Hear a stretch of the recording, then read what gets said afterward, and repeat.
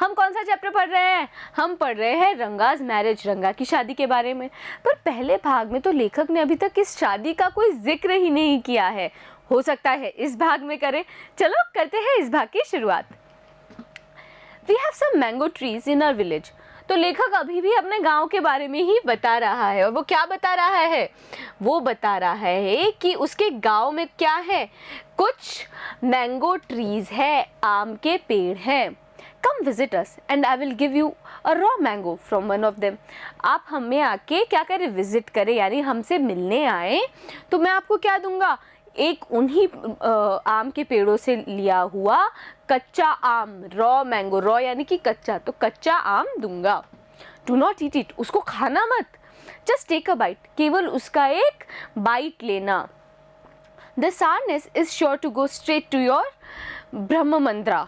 तो क्या बोल रहा है कि उसकी जो खटास है, सारनेस यानी कि जो खट्टापन है, खटास है, वो जाएगी स्ट्रेट, सीधा आपके ब्रह्ममंद्रा में जाएगी। I once took one such fruit home and a chutney was made out of it। एक बार की बात है जब मैं यही एक फल अपने घर लेके गया था और उसकी चटनी बनाई थी। All of us ate it, और उसे हम सब ने खाया था। The cough we suffered from after that, it was when I went for the cough medicine that the doctor had told me about the special quality of the fruit। तो उसके बाद क्या हुआ? मुझे कफ हो गया, खांसी हो गई। सफ़र करना मतलब भुगतना।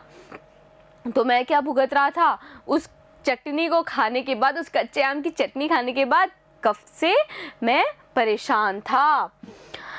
आफ्टर दैट, उसके बाद, इट वॉज वेन, ये तब ही मैं, I went for the cough medicine, तभी मैंने कफ की मेडिसिन ली थी, खांसी की मेडिसिन ली थी। that the doctor had told me about the special quality of the fruit।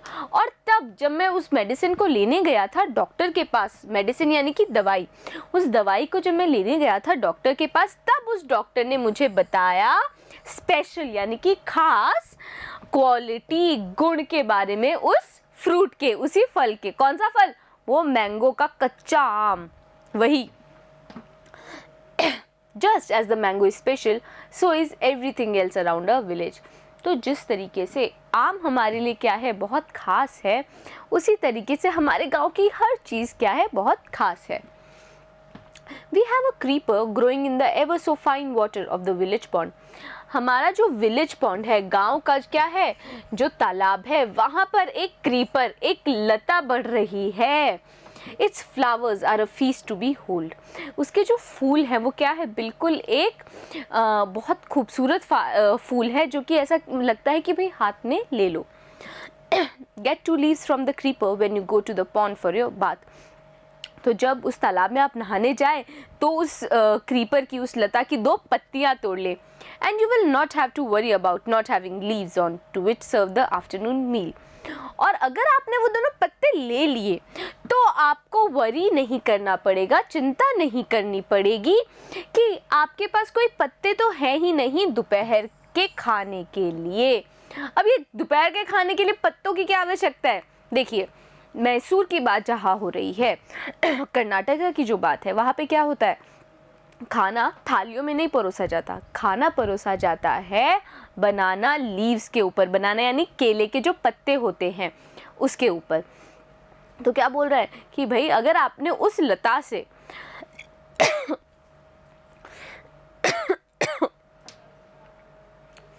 तो क्या बोल रहा है कि अगर आपने उस लता से क्या किया, कोई पत्ते तोड़ लिए, 2 पत्ते, तो आपको दोपहर की खाने की चिंता करने की ज़रूरत नहीं है कि भाई हमें पत्ते लाने पड़ेंगे।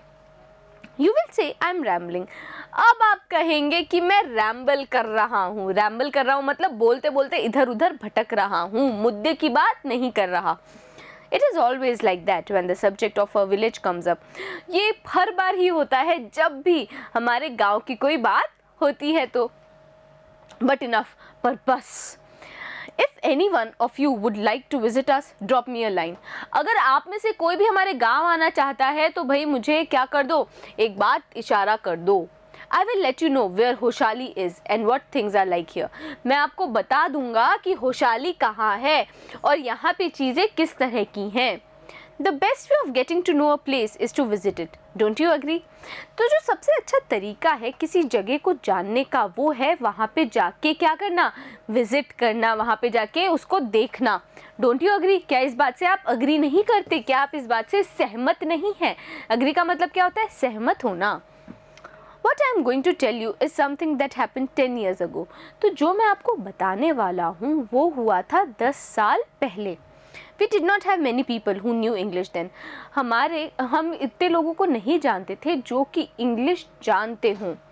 Our village accountant was the first one who had enough courage to send his son to Bangalore to study. जो हमारे गांव का कौन था, अकाउंटेंट था, वो पहला व्यक्ति था जिसमें क्या थी, करेज थी, मतलब हिम्मत थी कि वो अपने बेटे को भेज सके बेंगलोर पढ़ाई के लिए। इट इज़ डिफरेंट नाउ, पर अब क्या है, सब कुछ अलग है। There are many who know English, अब बहुत सारे लोग हैं जिनको इंग्लिश आती है। During the holidays you come across them on every street talking in English. जब हॉलीडेज होती हैं, जब छुट्टियां होती है, तब क्या होता है, यू कम अक्रॉस का मतलब आपका सामना हो जाता है उन लोगों से, यानी कि उन लोगों से जो लोग इंग्लिश बोलते हैं। तो छुट्टियों के दौरान आपका सामना हो जाता है उन लोगों से जो टॉक कर रहे हो, बात कर रहे हो इंग्लिश में सड़क के ऊपर। Those days we did not speak in English, nor did we bring in English words while talking in Kannada. तो लेकिन ये तो अभी की बात बता रहा है ना कि भाई आजकल तो लोग मिल जाते हैं इंग्लिश में बात करते हुए, लेकिन पहले यानी कि 10 साल पहले क्या होता था भाई, हम इंग्लिश जो है बातचीत में इतना इस्तेमाल नहीं करते थे। और बातचीत में जब हम कन्नड़ भाषा में, कर्नाटका में कौन सी भाषा बोली जाती है, कन्नड़, तो जब हम कन्नड़ भाषा में बात कर रहे होते थे तब हम इंग्लिश वर्ड्स का भी इस्तेमाल नहीं करते थे। What has happened is disgraceful.